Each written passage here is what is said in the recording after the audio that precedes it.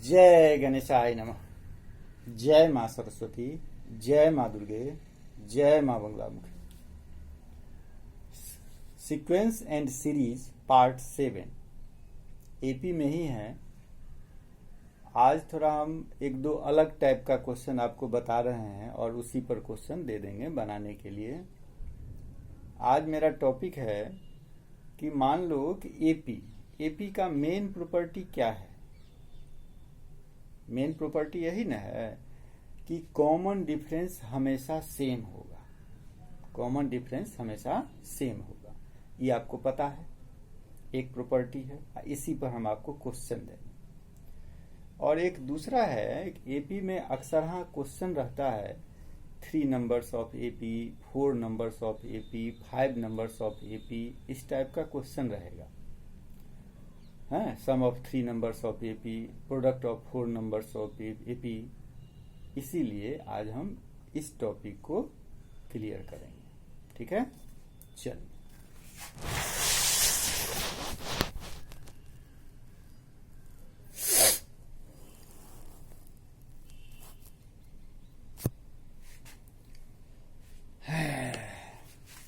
जय गणेशाय नमः। जय माँ सरस्वती, जय माँ दुर्गे, जय माँ Baglamukhi. Sequence and series part 7 किसके लिए है? 10th और 11th के लिए। आज भी हम लोग किसमें हैं? एपी में ही है, अरिथमेटिक प्रोग्रेशन में ही है।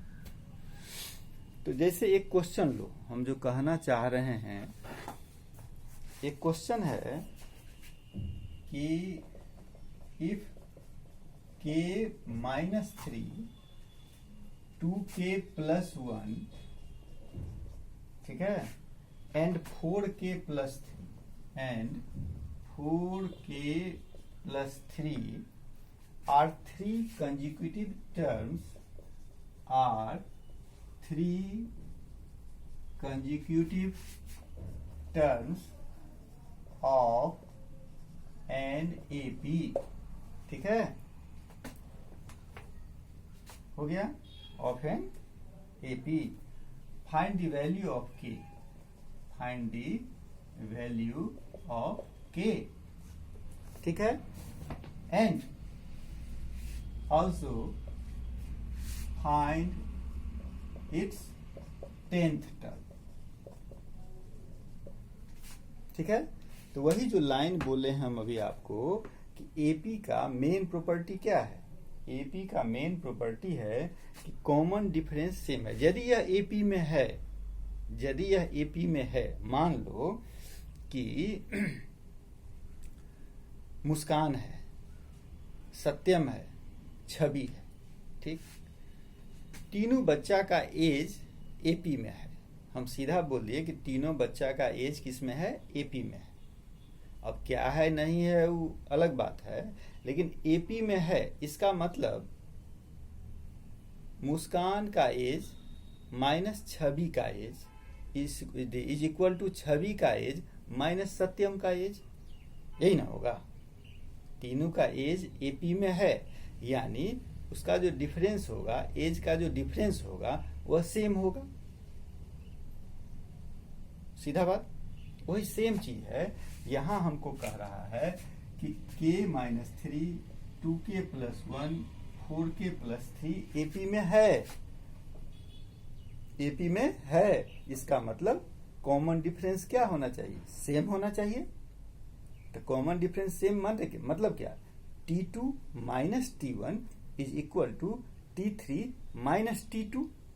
नहीं, इसका मतलब मेरे पास टर्म दिया k - 3 2k + 1 और 4k + 3। ये मेरा टर्म 1 है, ये टर्म 2 है, ये टर्म 3 है। एपी में है, एपी में है, इसका मतलब T2 - T1 is equal to T3 - T2। यही ना होना है?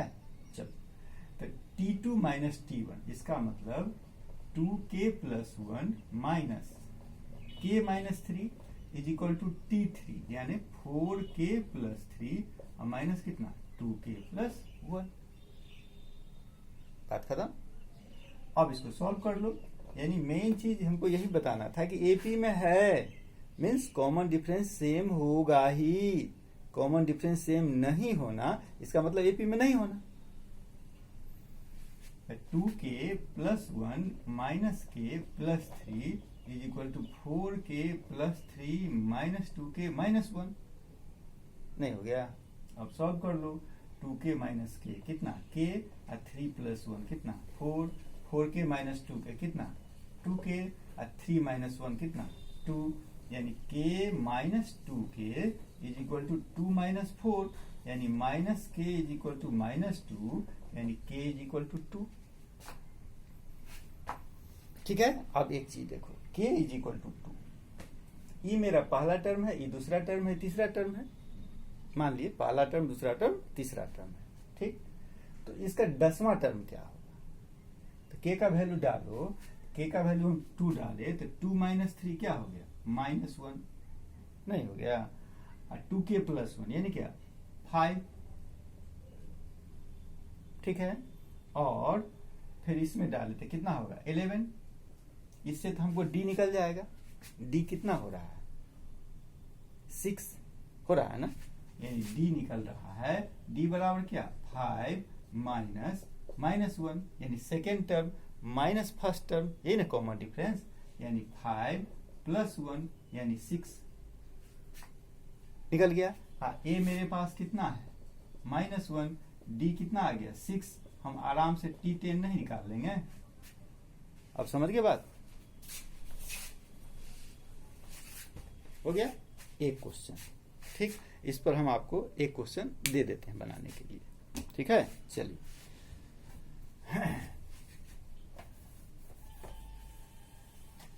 हर क्वेश्चन से अवगत रहना चाहिए। क्या कोई छूट ना जाए। मेरा ये रहता है कि हर क्वेश्चन को कम से कम टच किए हुए रहेंगे ना तो आप कभी फंसिएगा ना। ठीक है। जैसे क्वेश्चन एक ही दे देते हैं। क्वेश्चन नंबर 2 क्या तो 1 हम बता दिए आपको। नहीं 2 में आ जाइए। If the numbers n minus 2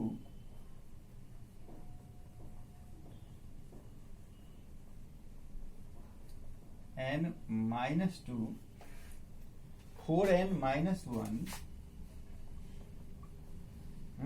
और 5n plus 2 are in AP। ठीक है। Find the value of n। Find the value of n। Simple question यही ना बताए थे आपको अभी। चलिए अब हम आ जाते हैं क्वेश्चन नंबर अलग टाइप के क्वेश्चन वो जो नंबर वाला बताया है सो उसमें चले आते हैं। ठीक। तो नंबर वाला जो आपको हम बताए हैं उसमें है कि मान लो कोई एपी है उसमें 3 नंबर 4 नंबर 5 नंबर मानना हो तो क्या करें। ठीक है। उसके लिए दिया कि टॉपिक हो गया आपको selection of terms in AP. ठीक। मान लो हमको 3 टर्म्स लेना है। नहीं कहेगा sum of 3 numbers in AP is इतना कह देगा। ठीक है। तो आप अपने मन से मानिएगा ना। जैसे नंबर वाला में कहता था कि सम ऑफ 3 नेचुरल नंबर्स क्या मानते थे x plus 1 x plus 2। Sum of 3 even numbers या odd numbers x plus 2 x plus 4 x plus 6 ये सब मानते थे। ठीक है।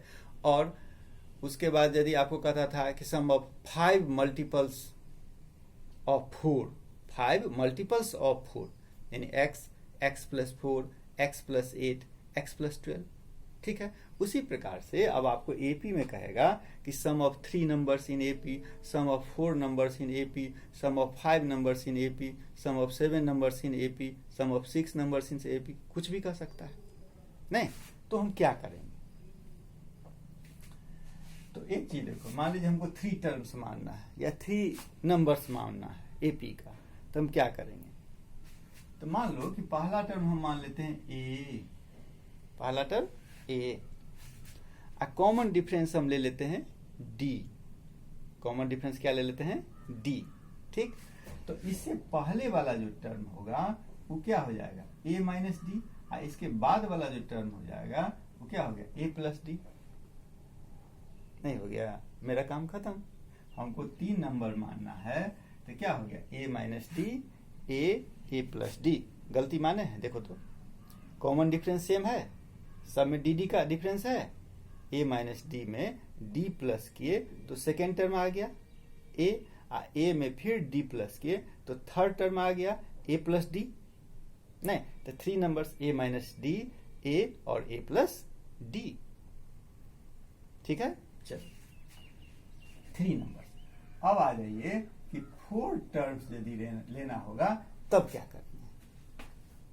इसी में 4 टर्म्स यदि हमको लेना है तो हम क्या करते हैं? सो देखो, हम ले लेते हैं यहां पर एक टर्म ए माइनस डी। मान लो कोई भी टर्म क्या ले लिए? ए माइनस डी।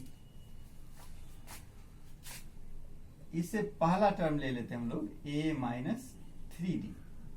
इसके बाद वाला टर्म ले लेते हैं ए प्लस डी, और इसके बाद वाला टर्म लेते हैं ए प्लस 3डी। इसमें हम डी का डिफरेंस लिए है ना, और इसमें कितना का डिफरेंस लिए? 2d का लिया है ना। जैसे इसमें हम लोग d प्लस किए तो e आ गया, और इसमें d प्लस किए तो e आ गया। उसी प्रकार से इसमें प्लस 2d किए e आ गया, और इसमें प्लस 2d किए तो e आ गया, और इसमें प्लस 2d किए तो e आ गया। ठीक, अब हम ले लेते हैं, अक्सर हाँ क्वेश्चन इसी पर रहता है 3 टर्म्स और 4 टर्म्स, लेकिन आपको तो सब चीज जानना जरूरी है। मान लो कि हमको 5 टर्म्स दे देगा, तो क्या मानेंगे? 5 टर्म्स यदि दे दिया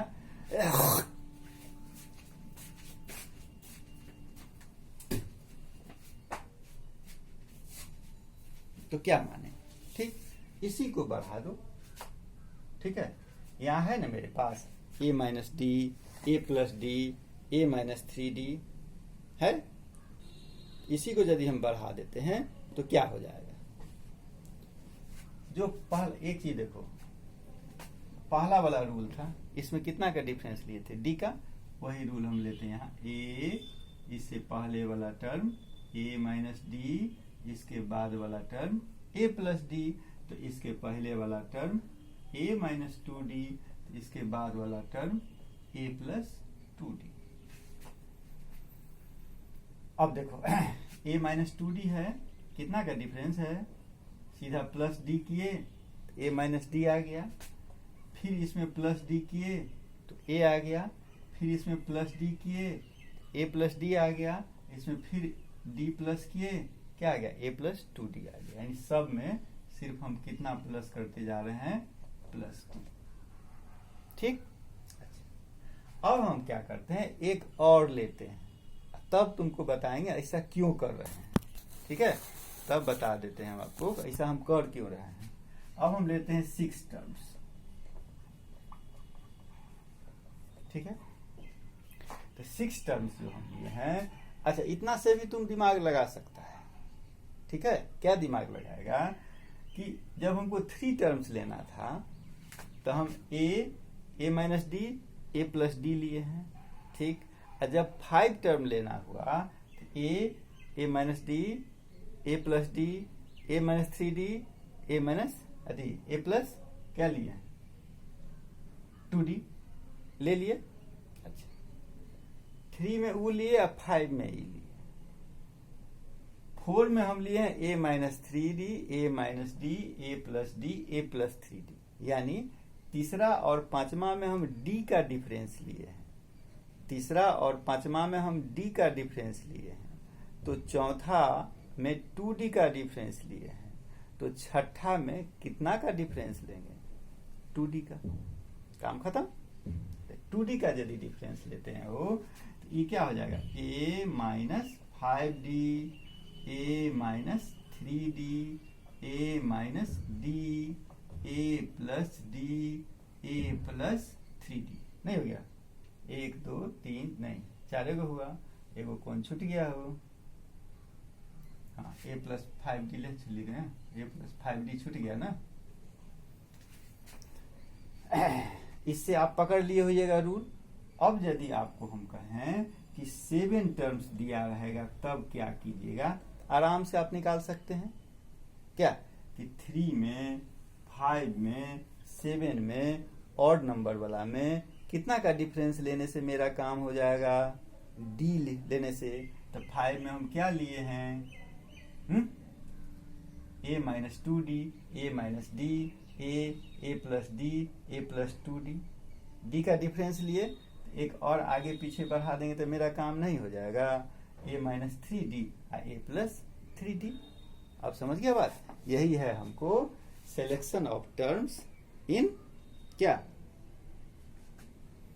सिलेक्शन ऑफ टर्म्स इन क्या? एपी। अब आप समझ गए? 7 कहें, 8 कहें, 9 कहें, कोई दिक्कत नहीं। क्वेश्चन अक्सर हाँ 3 टर्म्स 4 टर्म्स का ही रहता है, लेकिन उससे हमको मतलब नहीं है क्या? चलिए, जो क्वेश्चन रहता है यानी जो समस्या है उसी का निवारण कीजिएगा। और जो नया समस्या आ गई, जैसे कोरोना आ गई, हो रहा है ना, 1 साल से अरबों आदमी उसके पीछे लगा हुआ है ना, रिजल्ट कुछ नहीं। ये कौन पढ़ाई? हम ऐसी पढ़ाई को नहीं मानते। हम कहते हैं कि ये बीमारी है, अभी तक जो पढ़ाई है ये बीमारी है, इसका ये इलाज है, ये दवा देंगे, ये कोई डॉक्टर नहीं है, इसको हम नहीं मानते। हाँ, डॉक्टर सही क्या होगा, या सरकार सही क्या होगी, या वैज्ञानिक सही क्या होगा, जानता है? होना यह चाहिए कि अभी मनुष्य कैसे रह रहा है।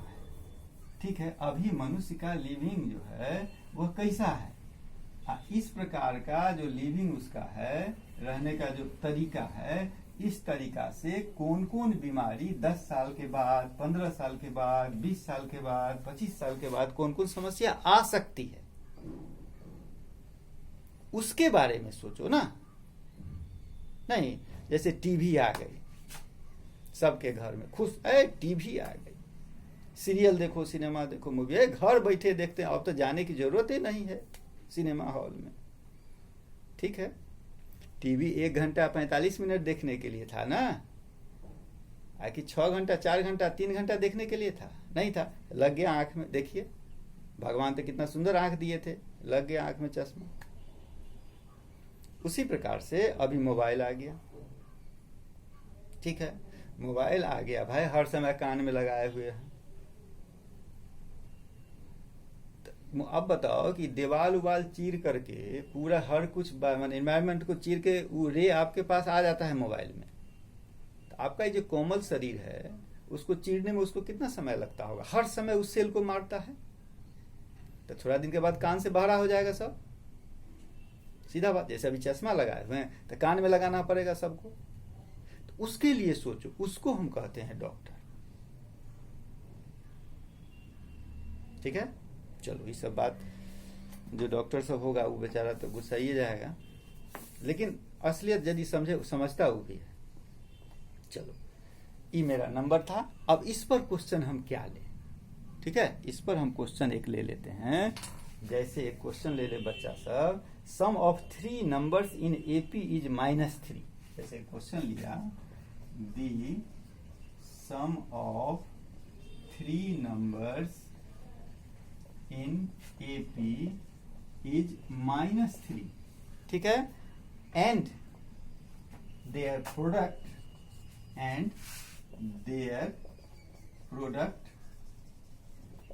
is कितना? 8।